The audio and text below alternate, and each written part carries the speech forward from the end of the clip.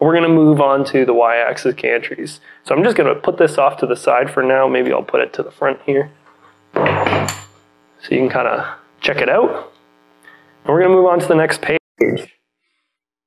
This is going to be, as I mentioned, the Y-axis is the one with the two rails going in and out. And you're going to notice that these steps are going to have a lot of similarities to the steps you just did. We're going to be putting on wheels. We're going to be putting on robot heads or anti-backlash nuts. We're going to be screwing in lead screws. It's going to be a great time. And yeah, once again, continuing to use these bolts here and starting with the fixed wheels. Actually, I'll grab both of these. And these you just assemble them mirrored, so I just tend to sit them down on the table in a mirrored fashion. And that way I know that I don't assemble the same thing twice. Oh yeah, sorry, I don't need the bolts because I've got the pre-made assemblies. So once again, we're just gonna wiggle these in from the top side. Hand thread on the nuts from the underside. And then go in with the Allen key, the M5 Allen key, and the wrench afterwards to get it all nice and tight.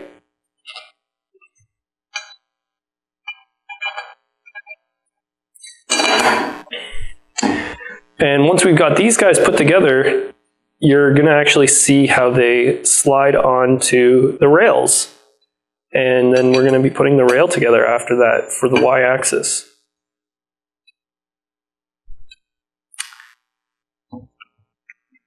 It was a fun challenge for me to design the plates, these plates and these plates, because there's kind of a... There's obviously the function that they need to serve, and that function needs to be made very clear. You know, I'm not going to stick a bunch of holes on this plate so that you guys get really confused about what's going on. But also sometimes the strength of material is surprising, and I was worried if I put too many holes in here, even though it would still be plenty strong, that you guys would think it's kind of weak. So all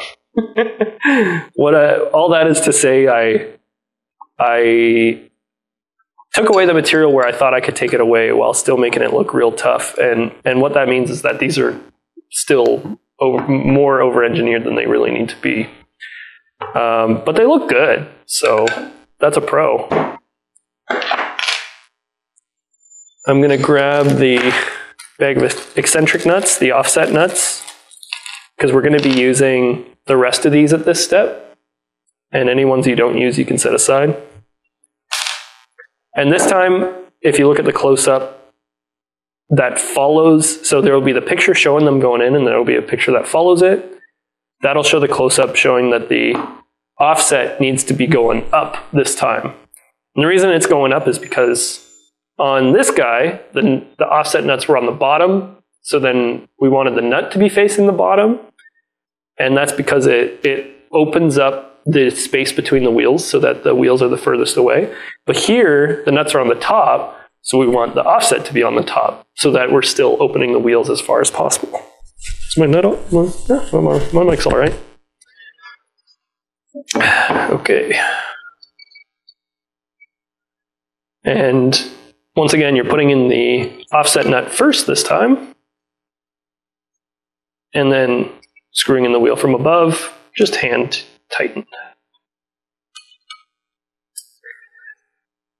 Yeah, so about the plates again, the other reason why it's good to remove material is because obviously we don't want to use excess material where it's not needed, but also we don't want if we're trying to put this whole machine into one package and then we make the package weigh, you know, a metric ton. None of the UPS or Canada Post or whoever else, they're not going to show up at our door to pick up our machines. They're going to say, oh, those guys again? Their boxes weigh a ton. I'm not going to go there. Someone else go there. And then, no one's going to come pick up our machines. So, or our own packers, they're going to be like, we're going to have to pay to get them massages every day because they're just, they just can't take it. Yeah, so we don't want to do any of that sort of stuff. You can check if you want against like the weight of our machine against other machines. Obviously, there's always the argument of rigidity comes with weight, which I totally see. Like if you're trying to stop vibration and you're trying to have something just stay in place, you're just going to make it weigh a whole bunch, right? But to be honest, I'm not sure how familiar you guys are with kind of diminishing returns, but basically what happens in the world of manufacturing, which a CNC router is a manufacturing tool. I'll pause this for a sec. I'm at the nut installation stage, so I'm just following the pictures still. I'm putting in the bolts from the underside, the robot heads in from the top side, and just screwing this through. Anyway, back to manufacturing, because I've done a lot of my area of interest as far as mechanical engineer is manufacturing and designing mechanical parts. But anyway, you basically have these diminishing returns, and what that means is that, and this is just a true fact, basically. For every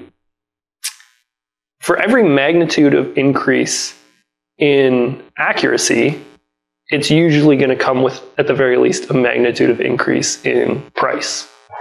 So here's a really simple example. Like you could have a measuring tape, right? A measuring tape, if you just buy it from any hardware store, you can buy it for a couple bucks, right? And that measuring tape is going to be accurate to probably like 1 or 2 millimeters. It depends on, oh right, I'm not supposed to tighten these all the way down. Keep them loose. It depends on the measuring tape you buy, and also it depends on how far of a distance you're measuring. But, like let's say you're measuring things that are a couple meters long. You're going to be off by maybe just a couple millimeters max. Depending on how cheap you're going, like bottom of the barrel measuring tapes, which is pretty good value. But as soon as you start saying to yourself, well, I want to measure something to an accuracy better than a millimeter, well, what do you have to pick up now? You have to pick up calipers, right? Calipers you can still get for, kind of cheap. It depends where you get them. There's some Chinese calipers that you can find for really good prices sometimes, like less than $10. So, that's a pretty cool advancement in technology. But now, let's say you want to measure, like I would say most Chinese calipers and other calipers, I would expect them to be accurate to, let's say, 0.1, 0.2 millimeters. If you're wanting to buy, high-end calipers, that you can trust more and are actual calibrated tools, you're now looking at spending easily, over $100 on them, like some Me Too Toyos or something like that.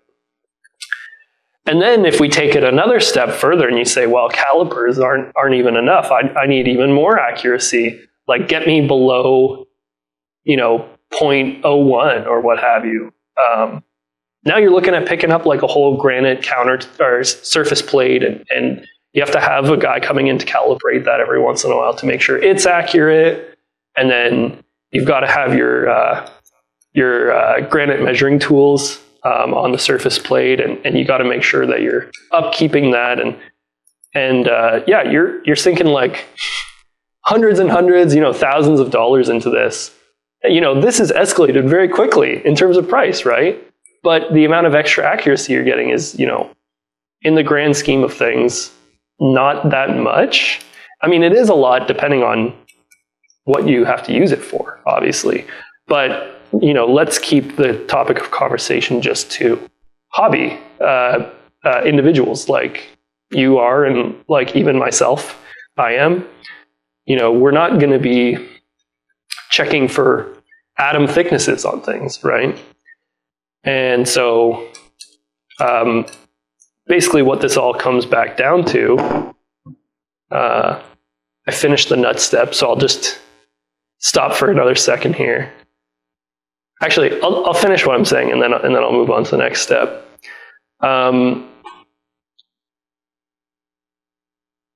Yeah, basically what this all ends up coming down to is like, if it applies to adding mass and rigidity and all that other stuff. You add all the other stuff and that's great, but like the improvements that you guys would see is very minor, right?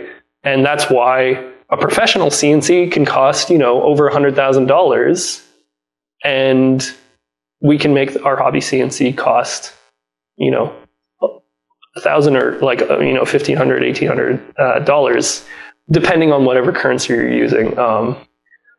But that's the great thing about it. And so, you know, we made sure to kind of pick our battles basically when we're putting this machine together, is, you know, how can we make sure it's an accurate enough machine for hobby use and nothing more? Because anything more than that, you're kind of, as I explained, you're kind of not getting as much out of it.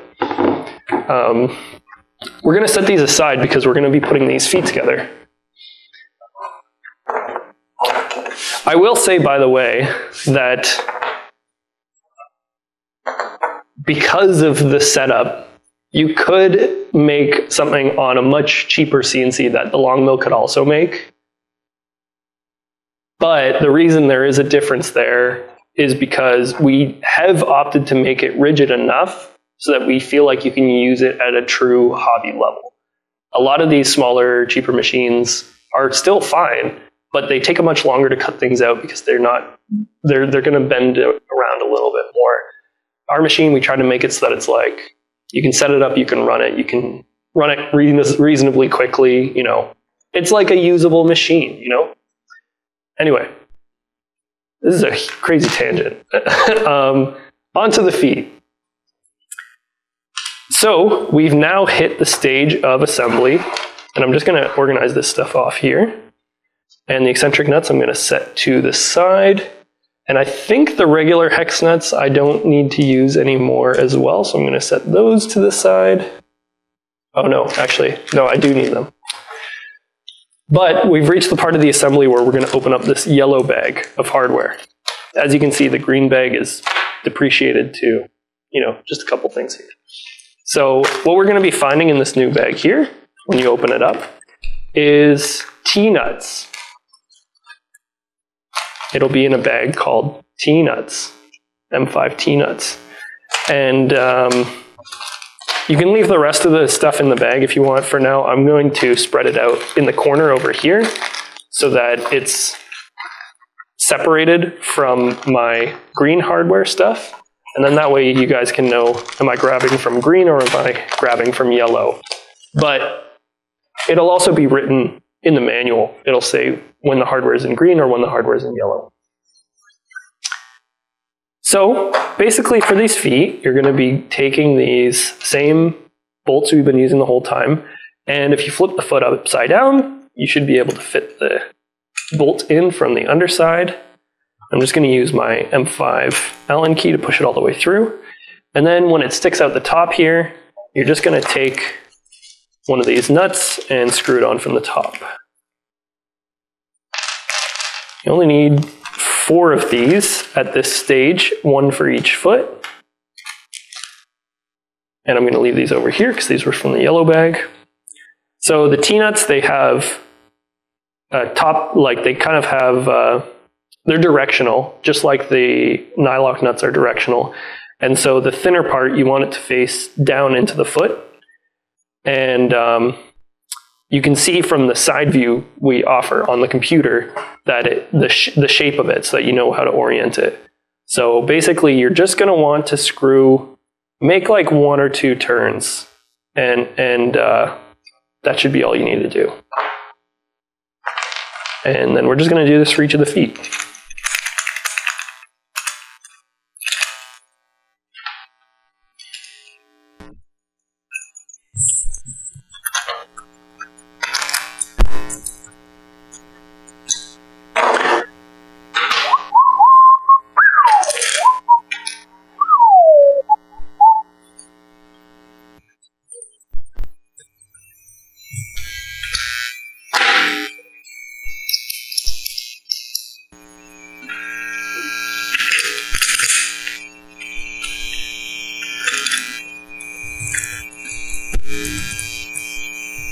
Okay, now is where things start to get a little big.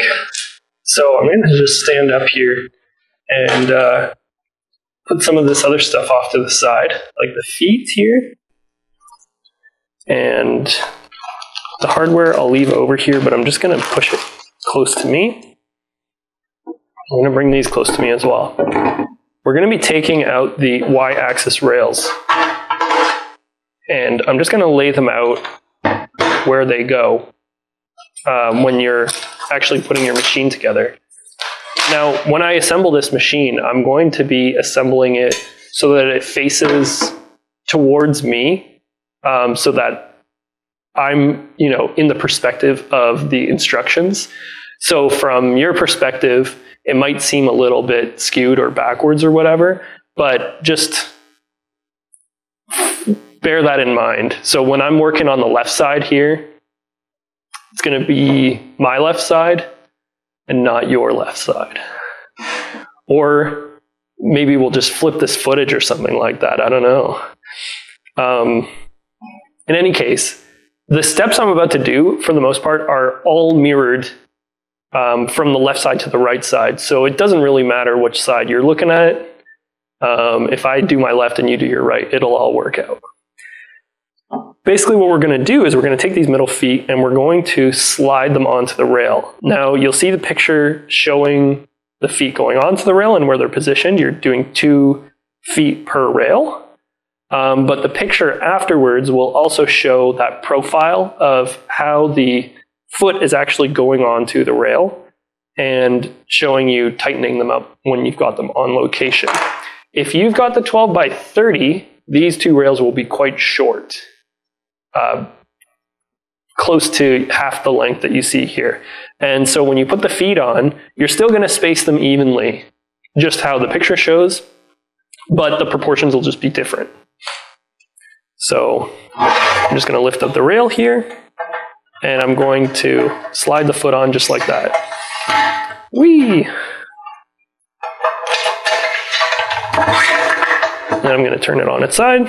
I'm going to do the same for the other rail.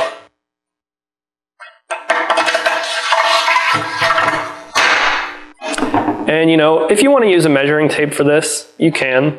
If you don't care, that's fine too. I really don't care. I'm perfectly fine with, placing these roughly by eye. So it depends what kind of person you are.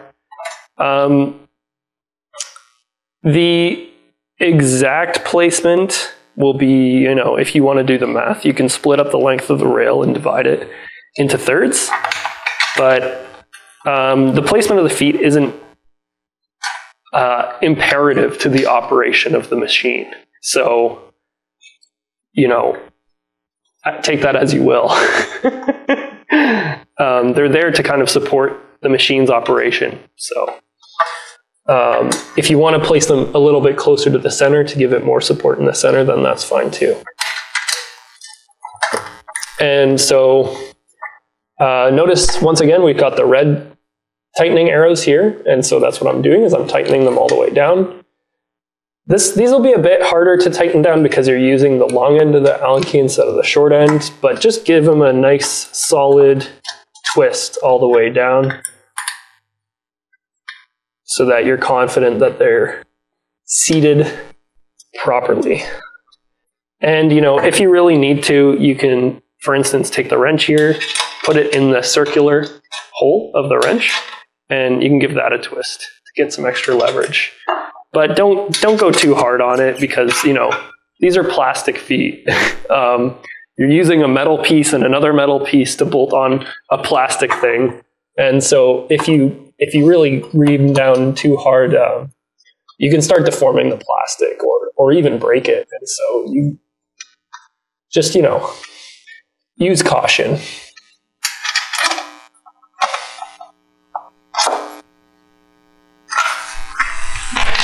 Great. And these should feel like really well attached now. I know it seems like it's just one bolt, but the way the feet are actually designed is they're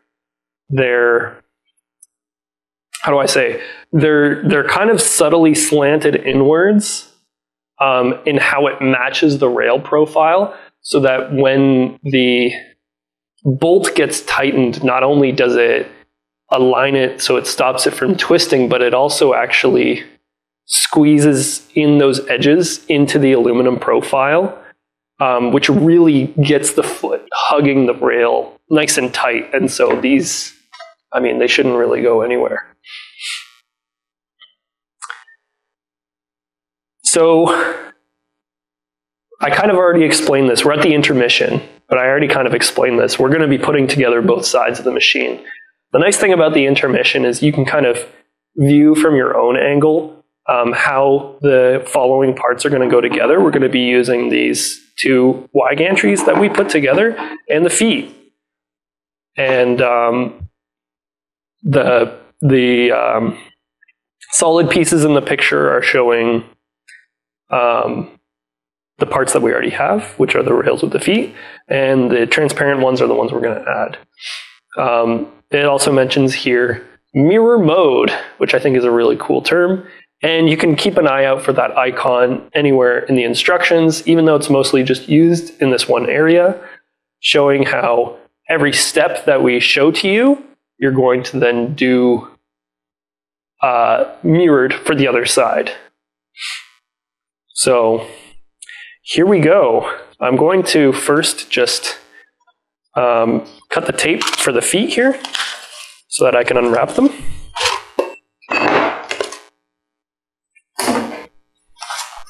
That way I'll have them prepared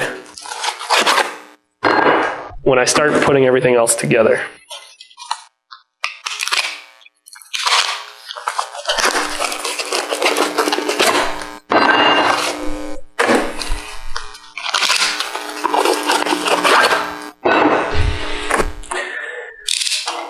Excellente. So start with whatever side you want. I'm going to start with the left side here, but you can use the right side as pictured as well. And just look at the picture beneath where the gantry is sliding on, and that'll give you an idea of the profile of the rail, which you can see when you look down at it, as well as how the profile of the wheels fits onto that edge. So you should find that these slide on with some extra wiggle to them, and that's because as we did previously, we opened up those offset nuts in order to make sure that they are spaced further away. If it is a little bit tight starting out, sometimes that's possible, and so don't panic or be alarmed or anything like that. Just double check that your nuts are all the way wide, and if they are, then that's fine. Having them tight right off the bat is just fine in terms of the machine operation, because it actually gives you more space to close them over time as the wheels wear out. And now I'm just going to be putting the feet on the ends. So when you're doing this part of the assembly, just make sure that I'm going to dig into my same bag of M525 bolts. And just make sure that when you do this assembly, you're doing it on a relatively flat surface so that the bottoms of the metal feet and the bottoms of the plastic feet can all line up. I'm just going to be doing this on the MDF, as you can see. If you're doing it on an MDF or other table surface, that's fine too. And these are going to be another set of bolts that will take a little longer to put in, but we really wanted to make sure that the feet and the rail could be very securely attached to each other by giving a lot of thread length for the bolt to grab onto. You'd be surprised actually that because of how aluminum is, it can sometimes be a little on the soft side, and the threading can kind of cross thread or wear out. That's something actually you want to be mindful of when you're putting these bolts on. If it feels a little tricky to put on, it probably means that you haven't aligned the bolt up correctly. So just screw it back out and make sure that the bolt looks relatively straight, not just when you're looking down at it, but also from the side, to make sure that it's going in correctly. Because when you're screwing these on, it should feel quite easy to rotate the Allen key.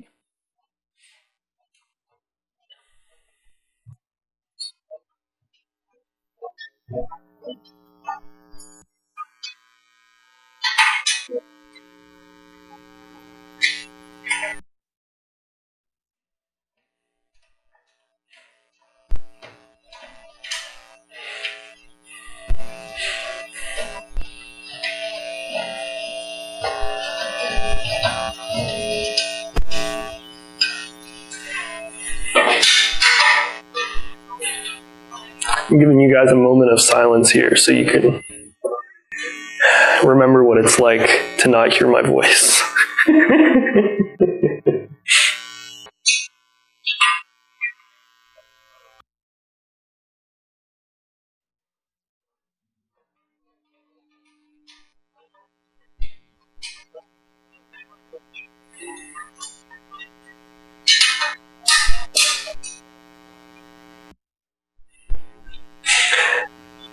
Another thing that I'll mention again is, since we're doing these bolts as kind of a 2-bolt pair for each foot, you're just going to want to go between the two when you're tightening them down.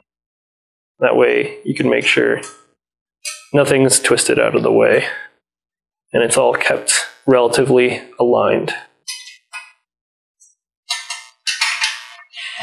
I know in the instructions it shows putting on the front and back feet of one rail first and then, mirroring that to the other foot. You can do it this way too.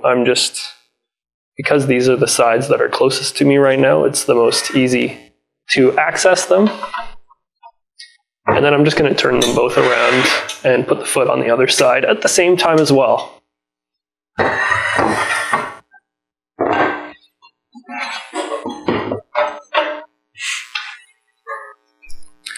Pretty nifty.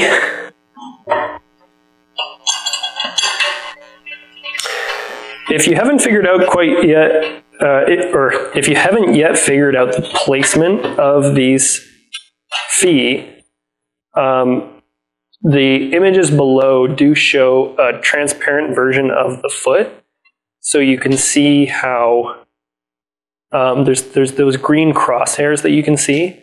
And that's trying to point out to you that those are the bolt locations.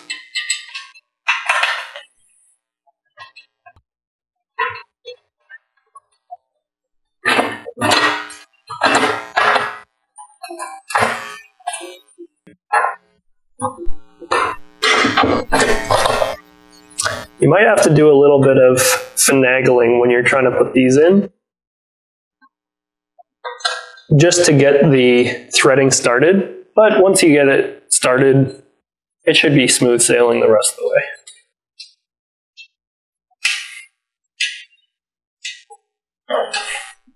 I've just now realized that one of my plastic feet is pretty close to the edge and the other one's pretty close to the middle, so have fun staring at that the rest of the video.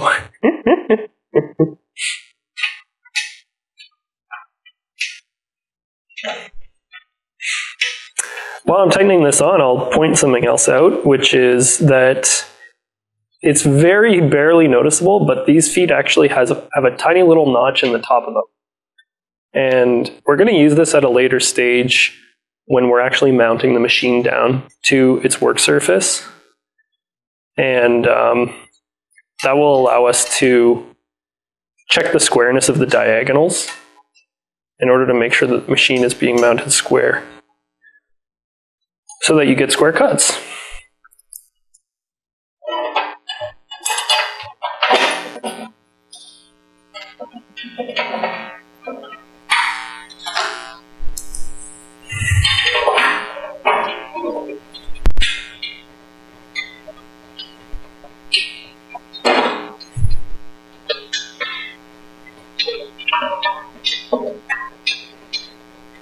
Actually, you know what I might do is I might actually assemble this machine facing you guys rather than facing me, because it might clear up some of these extra steps. Well, not extra steps, the following steps.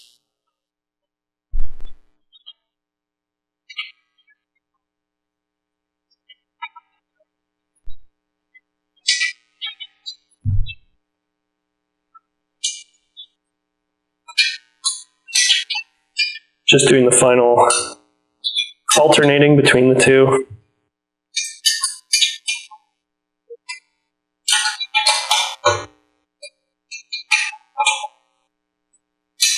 Once again, you don't really gotta go too hard on these. Okay, well, let's swap these real quick. Ta-da! Got your two machine sides here. Grab your cold beverage and just kind of sit back and look at it while you take a sip.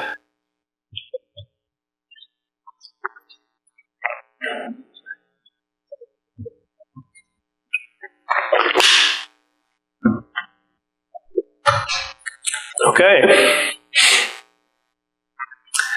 This last part is going to feel very familiar.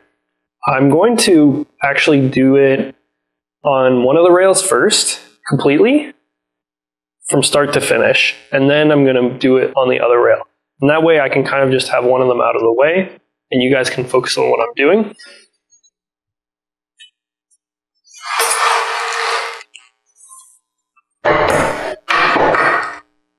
Actually, I'll do it on the right side one, because that one is what is shown in the footage, or the written manual.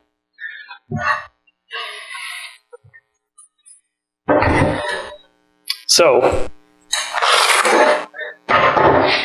this setup, as I mentioned previously, is going to be set up very similar to how you assembled your XZ gantry assembly. You're going to be using the lead screw with the coupler on one end, which would be this end actually, or sorry, this end, yeah, and then the nut on the other side, and the flange bearings to support the lead screw on both sides. And what that's going to do is it's going to create what I like to call a component lead screw sandwich, where you're kind of bringing it all together, constraining it between the 2 feet, and it's going to all be nice and tight, but it's still going to spin nice and easily. So the first step to that is you're going to grab one of the lead screws. For the 12x30, this will be the shorter lead screw, or the medium length one, but these will be the shorter ones that are left in the pile. And basically what you're going to be doing is you're going to be coming in, as I said, I'm doing this kind of mirrored to you guys. You're going to be coming in the back side, and then you're going to have to look out for the anti-backlash nut and thread that in from the back side.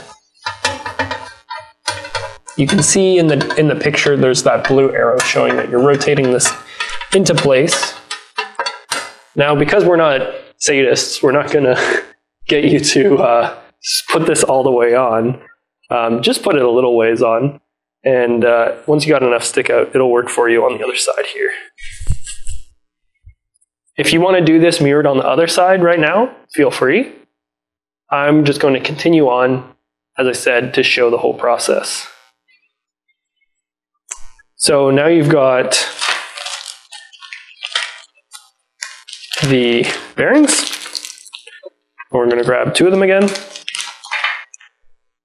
And we're going to put them on either side.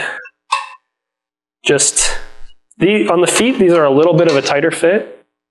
And then you'll push through the lead screw on the one side, and you put the bearing on the other side through the lead screw.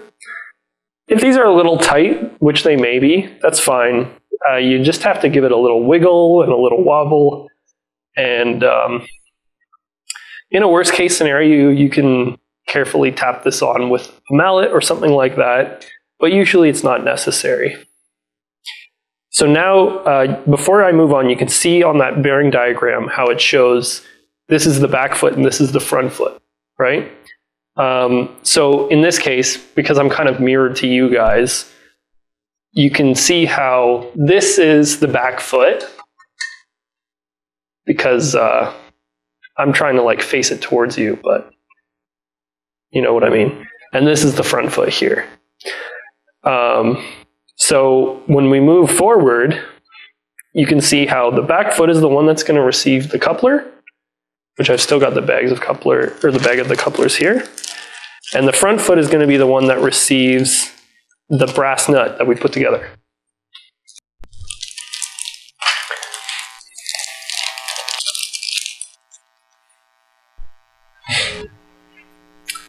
And so, using the smaller Allen key, the M3 Allen key, I'm going to put on the coupler first on the back side foot, and we're just going to make sure, once again, this goes on all the way.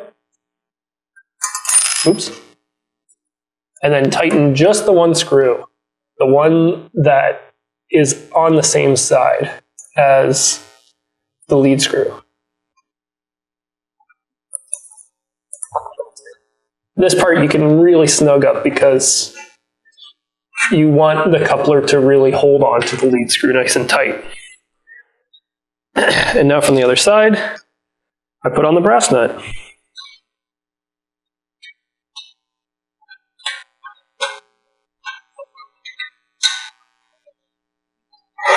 Here, I'll slide it forward for the close-up cam. Sometimes these brass nuts can be a little finicky to get on, but as I said, once you get started, they'll feel good. Now the only difference here versus the previous assembly is that before you were kind of twisting the coupler and the nut against, or in opposite directions with your hands, but in this case the coupler is, all the way over there. So instead what we're going to be doing is we're going to be twisting the lead screw with one hand and the nut with the other hand. If you scroll down, you can kind of see a picture of my general strategy on how to do this. I put the Allen key into the set screw, and I use that as a proxy to turn the brass nut in the one direction while I turn the lead screw in the other direction. And then while they're both being turned, that's when I go and I tighten the set screw down. So if you want, with your fingers, you can go and tighten down the set screw most of the way. And then I'm going to turn them against each other as tightly as I can. And while I'm turning them against each other, I'm going to try to twist this set screw into place. And just like the coupler, this one you really want to tighten down nice and snug so that it's not going anywhere. Okay, and the way you can confirm you've done this all correctly is you should now be able to put your fingers on the lead screw and go to, shake it back and forth, and you shouldn't feel any motion. It should be solid. But then when you go to twist it, obviously it should twist very freely. This is very similar to how we did before. So if you were doing this mirrored the whole time, congrats, you're done this section. I wasn't, so I'm just going to quickly do the other side too.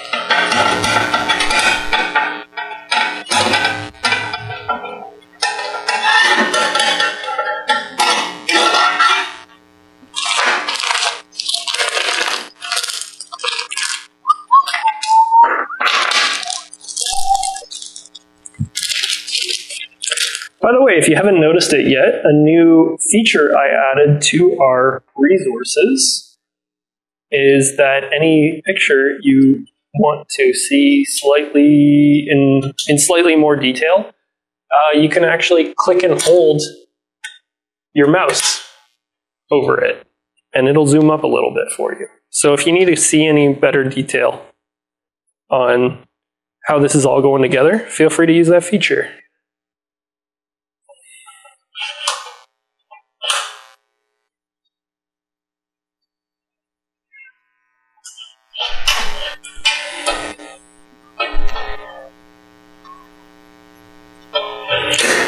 Tighten the coupler down.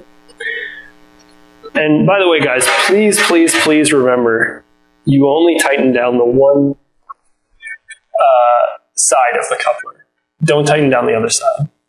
The other side we're going to tighten down when we attach the motors. And if you tighten it down now instead of later, it has the chance to damage the coupler, which is no good. We do have a trick that I might show you in this video on how to repair the damage to the coupler, but it just leaves you with more things to worry about. So it's better to just do it right the first time. Okay. On to the next page. Now, I call this page Axes Completion, and that's because this is where kind of the rest of the main mechanics of the machine are going to come together. It's really cool how quickly it happens. I'm going to, as I said, I promised, I'm going to face this towards you guys, even though it'll make it a little bit more finicky for me. But at the very least, it'll give you guys a better view of